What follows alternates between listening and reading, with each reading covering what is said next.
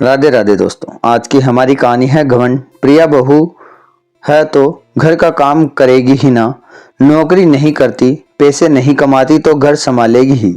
कोई रानी थोड़ी है। सुबह सुबह रसोई से आती सास सुनीता देवी की तेज आवाज पूरे घर में गूंज रही थी और सामने खड़ी प्रिया चुपचाप गैस पर रोटी सेक रही थी। उसकी हथेलियां सुलझ चुकी थी, लेकिन किसी ने पूछा तक नहीं था। उसी घर में दूसरी बहू स्वीटी थी, जो एक प्राइवेट कंपनी में अच्छी पोस्ट पर नौकरी करती थी, जो सुबह आराम से उठती, चाय पीती, तैयार होकर निकल जाती और उसके जाते ही पूरा घर प्रिया के सिर पर छोड़ दिया जाता। झाड़ू पोछा, बर्तन, कपड़े, खाना पीना और ऊपर से मेहमान आ जाते तो उनकी पूरी सेवा अकेली प्रिया करती। अगर कहीं प्रिया 5 मिनट बैठ भी जाती तो सुनीता देवी का वही ताना शुरू हो जाता।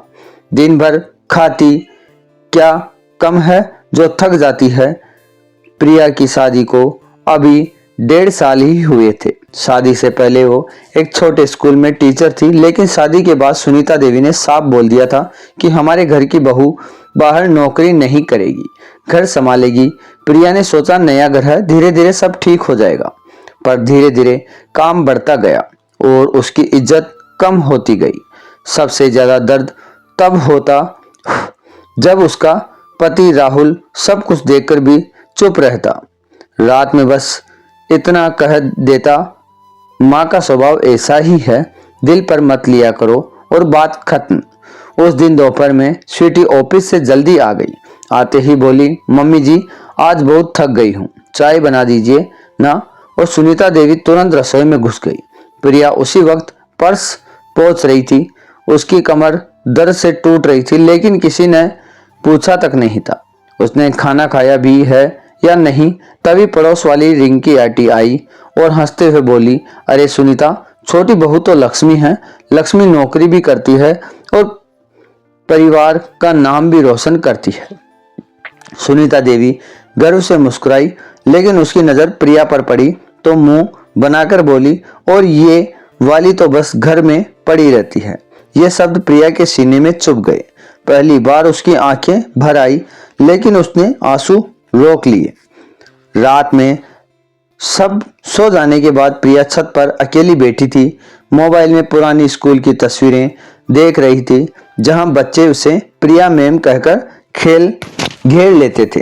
तभी अचानक उसका फोन बजा। मैसेज स्कूल के प्रिंसिपल का था।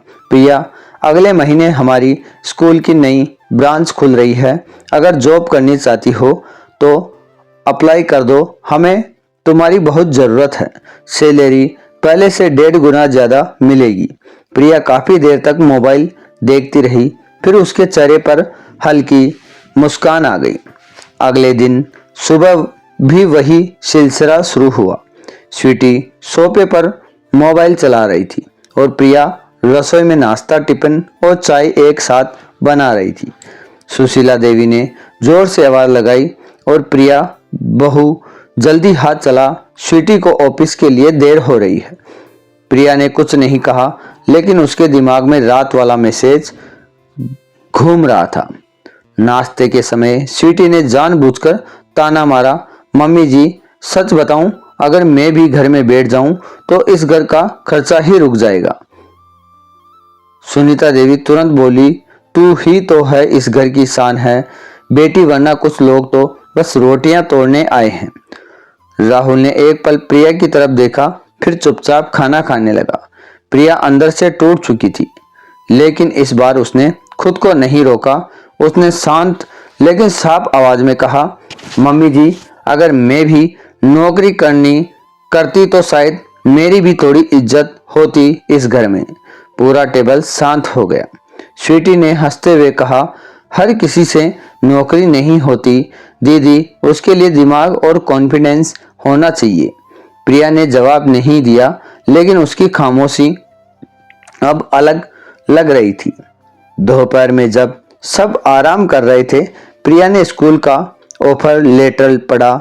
राहुल कमरे में आया तो प्रिया ने सीधे कहा, मुझे फिर से नौकरी मिल गई है, अगले महीने से ज्वाइन कर रही हूँ।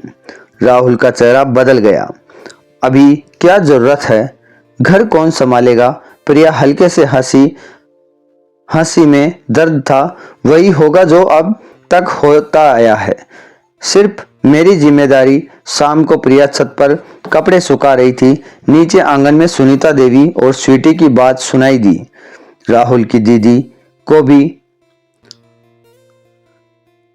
कभी नौकरी मत करने देना, वरना कल को बराबरी करने लगेगी, घर कौन संभालेगा। प्रिया ने सब सुन लिया। उसके हाथ से गीली चादर फिसल गई, लेकिन इस बार आंखों में आंसू नहीं, गुस्सा था। उस रात प्रिया ने फैसला कर लिया। अगले दिन उसने सिर्फ उतना ही काम किया जितना जरूरी था। सीटी नीचे आई तो बोली, दीदी मेरा टिफिन। प्रिया बिना देखे बोली, रसोई वही है, बना लो। सुनीता देवी भड़क गई। ये क्या बात करने का तरीका है। प्रिया पलटी और पहली बार ऊंची आवाज में बोली, वही तरीका जो आप लोगों ने मेरे साथ अपनाया है। फिर उसने साफ साफ कहा, नौकरी करना मेहनत है तो दिन रात बिना छुट्टी काम करना क्या है। फर्क सिर्फ इतना है कि उनकी मेहनत की सैलरी मिलती है, मेरी मेहनत की आदत समझ लिया गया है। कोई कुछ बोल नहीं पाया।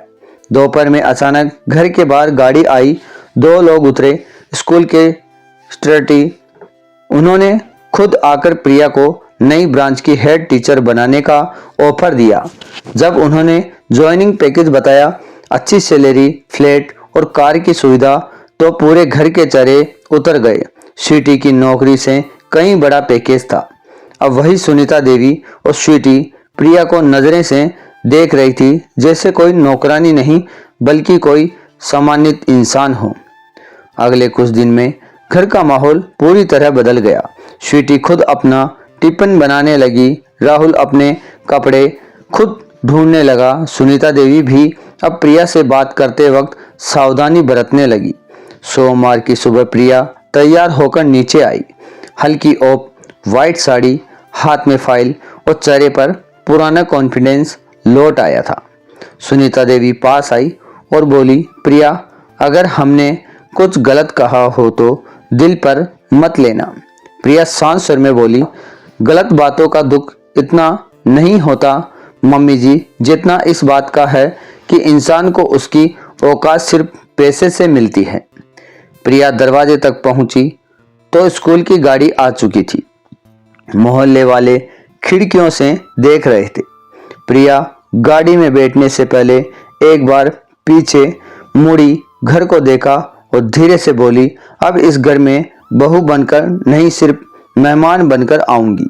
गाड़ी धीरे धीरे आगे बढ़ने लगी और जिंदगी एक ऐसी मोड़ पर चली गई जो एक सबक था। अगर कहानी दिल को छू गई हो तो लाइक, शेयर और सब्सक्राइब जरूर करें। मिलते हैं अगली कहानी में, तब तक अपना ख्याल